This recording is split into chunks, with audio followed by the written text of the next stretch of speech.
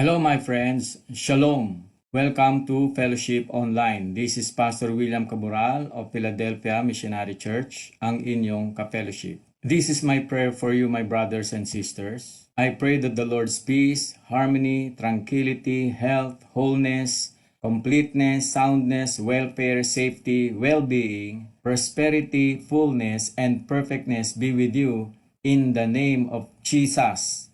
Amen. In short, Shalom. In our fellowship online, we will discuss nuggets of truth from the Word of God. The basis of our fellowship online is first and foremost God, the Father, the Son, and the Holy Spirit. In Hebrew, Elohim. It is written in 1 John chapter 5 verse 7, "For there are three that bear record in heaven, the Father, the Word, and the Holy Ghost, and these three are one." The second basis of our fellowship is the Bible. We believe that the Bible is inspired and the only infallible, impregnable, and authoritative Word of God. It is written in 2 Timothy chapter 3 verse 16, "All scripture is given by inspiration of God and is profitable for doctrine, for reproof, for correction, for instruction in righteousness, so that the man of God may be thoroughly equipped for every good work." Finally, our online fellowship is created so that together we will fulfill the Lord's mandate, the Great Commission to the church, to go into all the world, preach the gospel, and make disciples of all the nations. You can be part of the fulfillment of the Great Commission the moment you share the truth to your family, relatives, and friends. On that note, let us begin our discussion. Maganda ho yung ating tatalakayin ngayon. Ang tatalakayin po natin, the power of the blood of Jesus. At sa pag-aaral po natin, ang gagawin po natin ngayon ay babalikan natin sandali yung mga katotohanan na napag-aralan natin patungkol doon sa the blessings of the blood of Jesus. At ito po yung mga ilang bagay na nais kong ipaalala sa ating muli. Nakita natin doon sa part 1 that we the church are bought by the blood of Jesus. Napag-aralan din natin that we have redemption, the forgiveness of sins through the blood of Jesus. Nakita rin po natin yung katotohanan that we have been brought near to God through the blood of Jesus. And at the same time, we have peace with God through the blood of Jesus. Ito pong mga katotohanan ito ay napag-aralan po natin. Nakita rin natin yung katotohanan na nagsasabing we know that the devil is defeated by the blood of Jesus, by means of His death, of course. Next, we have obtained eternal redemption by the blood of Jesus.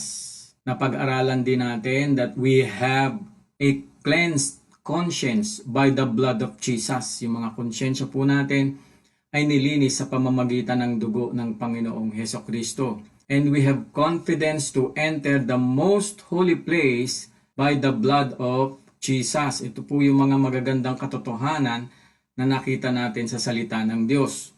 Nakita rin natin that we are made holy by the blood of Jesus. We are redeemed by the blood of Jesus. And we are purchased for God by the blood of Jesus. Tayo po ay binili, tinubos para sa Diyos sa pamamagitan ng dugo ni Kristo Jesus. And we are cleansed by the blood of Jesus. Napakagandang katotohanan po nun, no?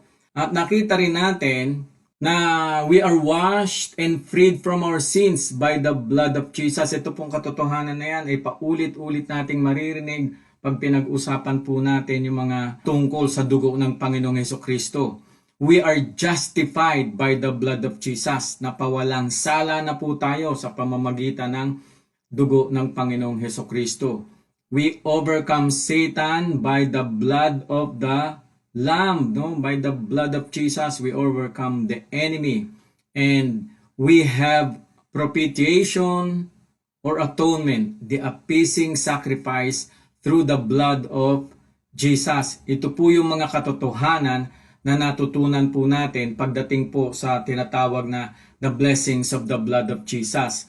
Ngayon ho, meron hong isang napakagandang tanong na nais nating masagot, no. What is the power of the blood of Jesus? Ano ba ang kapangyarihan ng dugo ng Panginoong Hesukristo? The blood of Jesus serves as anti-venom for sin. Ito hong katotohanan na to ay napakaganda, no? Kinakailangang makita ho natin yung reality niyan. Ganito po ang sinasabi ng salita ng Diyos. Ganito sabi ng Bible sa Genesis chapter 3 verse 14. So the Lord God said to the serpent, because you have done this, cursed are you above all the livestock and all the wild animals. You will crawl on your belly and you will eat dust all the days of your life. Yun po yung sumpa ng Panginoong Diyos doon sa kay Satan, no? Doon sa serpent. Sa Tagalog, at sinabi ng Panginoong Diyos sa ahas, sapagkat ginawa mo ito, ay sumpain ka ng higit sa lahat ng hayop at ng higit sa bawat ganid sa parang, ang iyong tiyan ang ilalakad mo at alabok ang iyong kakanin sa lahat ng mga araw ng iyong buhay. Ngayon alam po natin ang ahas hindi ho kumakain ng literal na alabok, no? Dapat ho nating maintindihan yun. Dahil hindi naman ho literal na alabok ang kinakain ng ahas, ang sabi ho ng Biblia, ang diablo ho, ang kinakain niya, dust, sabi ro, no? At ang sabi ng Diyos kay Adan, you are from dust and therefore to dust you shall return. Yun po ang sabi ng Panginoong Diyos kay Adan, no? So therefore, yung tinutukoy pong dust doon na sinabing kakainin ng hayop, yung ng ahas, no, lalapain niya ay walang iba kundi yung mga lahi ni Adan. Tingnan pa ho natin yung isang katotohanan. And I will put enmity between you and the woman and between your offspring and hers. He will crush your head and you will strike his heel. Ang ganda po nung salitang yun, no? Chapter 3 verse 15. Ganito po ang sabi ng Tagalog, no? Kayo ng babae laging mag-aaway, binhimot binhi niya'y laging maglalaban. Ito ang dudurog ng ulo mong iyan at ang sakong niya'y ikaw ang tutuklaw.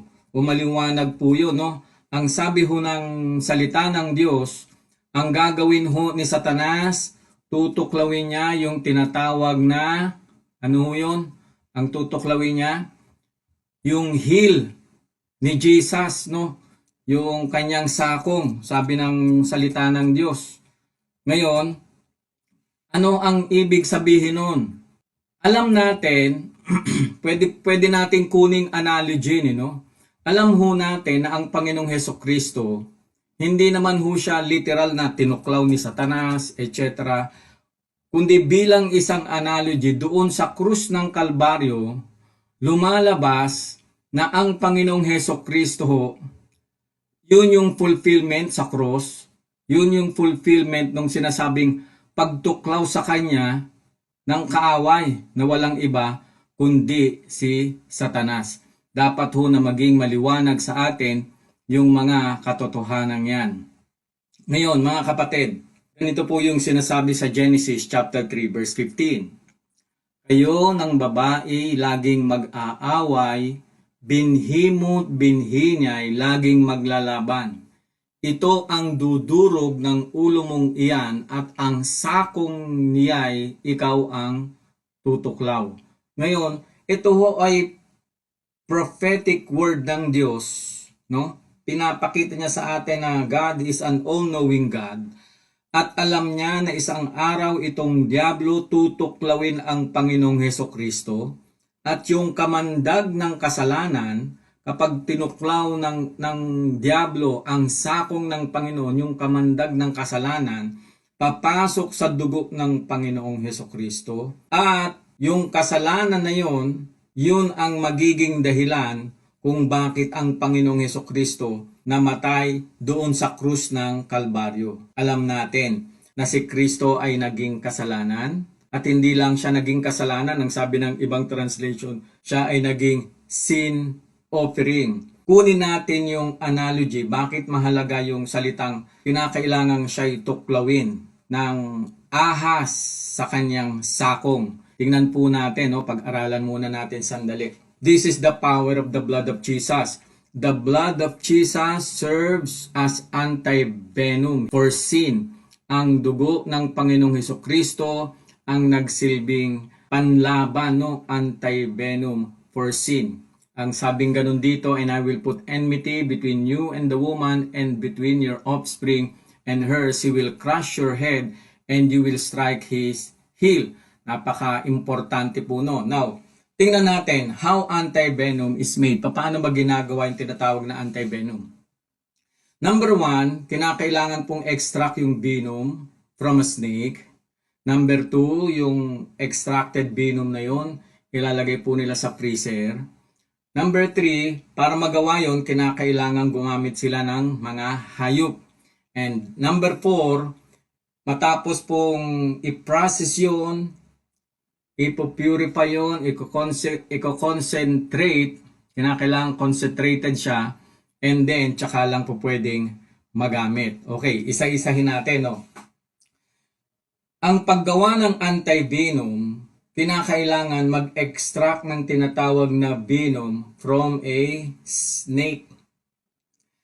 Dahil ang talaga naman hong pumapatay doon sa venom, yung antibodies. Pero anyway, pag-usapan natin to, ganito ginagawa nila, oh. Kung makikita po ninyo, merong vial na kung saan ipakakagat ho nila yun doon sa snake. At yung venom ho ng snake, iipunin po nila yon at ilalagay nila dyan sa vial na yan. Pagkatapos nilang maipon yung mga venom na yan, ang step number 2, matapos po nilang ipunin yung venom na nakuha nila at mailagay dun sa vial, they need to freeze the venom. So ilalagay po nila yun sa freezer para nang sa ganon ay ma-preserve. Yun pong i-inject nila, yun yung step number 3, no? Magamit sila ng hayop para i-inject yung venom doon sa hayop. Po pwedeng kambing, po pwede rin namang sheep, yan po ay ram, po pwede rin namang kabayo ang gagamitin nila. Okay, ngayon, ganito po nila ginagawa yan. Ini-inject nila yung maliliit na doses of venom again and again sa hayop. Kaya mas marami hong gumagamit ng kabayo dahil mas malaki ho yung kabayo at bukod doon, yung immune system ng kabayo malakas. Pangalawa, patapos silang inject a little dose of venom doon sa hayop, yung antibodies niya nagbi-build and fight off the venom. Lalabanan po yung venom. At kapag ka nag-build up na po yung venom doon sa katawan ng hayop, ang gagawin po nila, pag nakalaban na labanan ho ng hayop yon, yung kanyang antibodies, yung kanyang dugo lumalaban, no? Ang gagawin po ng mga scientists, they will extract the blood from the animal up to at least 6 liters of blood. Of course, hindi naman ho yun isang extraction lang. Proseso po yun para naman hindi mamatay yung hayop. So actually, mabubuhay naman ho yung hayop. Yung step number 4, they will purify and concentrate the blood. I-filter out po nila yon, yung antibodies. At pagkatapos, ilalagay po nila yun sa freezer. O makikita po natin yung proseso, matapos po nilang inject sa hayop at pagkatapos lumaban yung antibodies, ang kukunin nila yung dugo ng hayop at pagkatapos nilang kunin yung dugo, ipopurify po nila yon. Kinakailangan concentrated siya dahil hindi naman ho nila kukunin yung lahat ng dugo. Ang i-extract lang po nila yung antibodies na kung saan yung antibodies na yon nalabanan niya yung venom. So matapos nila i-filter out yung antibodies na yon at naiproseso na nila, ilalagay nila yon doon sa freezer to be delivered kung sino mang tao at sino man nangangailangan ng tinatawag na antibodies na ngayon ang tawag na ay anti-venom. Ganun ho yun. Okay. Ngayon, the blood of Jesus serves as anti-venom for sin. Sabi ho ng Genesis chapter 3 verse 15, kayo ng babae laging mag-aaway, binhimo't binhi niya'y laging maglalaban. Ito ang dudurog ng ulo mong iyan at ang sakong niya ay ikaw ang tutuklaw. So maliwanag ho yun, no? Ang sinasabi po diyan sa atin ng salita ng Diyos, ang ahas, tutuklawin yung sakong niya. Subalit, si Jesus naman, dudurugin yung ulo ng ahas. No? A fatal blow ang ibibigay ng Panginoong Hesukristo doon sa ahas. Samantalang sa kanya, tuklaw lang. Then the good news is, ang analogy dyan, lumaban yung anti-venom. Yung antibodies ni Jesus, lumaban ho. At ang sabi ng Biblia, after 3 days, Jesus rose from the dead. Therefore, yung dugo ng Panginoong Hesukristo ay merong kapangyarihan para labanan ho yung tinatawag na venom ni Satanas. The Bible says, for He made Him who knew no sin to be sin for us, that we might become the righteousness of God in Him. Siya na walang kasalanan ay naging kasalanan sa krus ng Kalbaryo upang tayo naman ay tumanggap ng katwiran na nagmumula sa Diyos. Ang sabi pa ng Revelation chapter 1 verse 5, and from Jesus Christ, who is the faithful witness, the firstborn from the dead, and the ruler of the kings of the earth, to Him who loves us and has freed us from our sins by His blood. Siya na umibig sa atin, hallelujah, praise the Lord, at siya na nagpalaya sa atin sa pamamagitan ng kanyang dugo. Saan tayo pinalaya? Pinalaya tayo sa ating mga kasalanan. Mga kapatid, dahil sa dugo ni Kristo, yung kamandag ni Satanas, yung kamandag ng ahas na tinatawag na kasalanan, yun ay pinatay na ng dugo ng Panginoong Hesukristo. Kaya wala nang kapangyarihan sa iyo ang kasalanan, ikaw ay nilinis na sa kasalanan, yan ay nilabanan na ng antibodies ni Jesus nung tanggapin natin siya bilang Panginoon, Diyos at tagapagligtas. Ang masasabi natin doon, hallelujah, praise the Lord. Mga kapatid, nais ko hong i-challenge kayo sa isang panalangin ng pagsisisi, pagtalikod sa kasalanan, pagtanggap kay Kristo bilang Panginoon, Diyos at tagapagligtas ng ating buhay. Sumabay po kayo sa panalangin. Amang Diyos, nagpapasalamat po kami dahil sa iyong dakilang pag-ibig, isinugo mo ang iyong bugtong na anak na si Kristo Jesus, napako sa krus, namatay at muling nabuhay upang kami, Panginoon, ay mapatawad sa aming mga kasalanan. Panginoong Hesukristo, bukas po ngayon ang aking puso. Sa kapangyarihan ng Espiritu Santo, pumasok ka rito, Panginoon. Manahan ka. Tinatanggap kita ngayon bilang Panginoon, bilang Diyos at tagapagligtas ng aking buhay. Salamat po, Panginoon, sa pagpapatawad mo sa panibagong buhay. Higit sa lahat, salamat po sa buhay na walang hanggan. Hinihiling ko, Panginoon, pagdating ng takdang oras, dalhin mo po ang aking kaluluwa sa iyong kaharian dyan sa langit. Ito po ang aking panalangin sa ngalan ng Ama, ng Anak, at ng Espiritu Santo. Amen. Mga kapatid, ngayong tinanggap mo na si Kristo, the good news is, you are saved. You are cleansed by the blood of Jesus. You are justified by the blood of Jesus. Ikaw ay malaya nang makakapasok sa dakong kabanal-banalan dahil sa dugo ng Panginoong Hesukristo. Daming pagpapala na tinanggap mo sa pamamagitan ng kanyang dugo. Ang diablo ay hindi mo na dapat katakutan dahil ikaw ay binigyan na ng Panginoon ng tagumpay.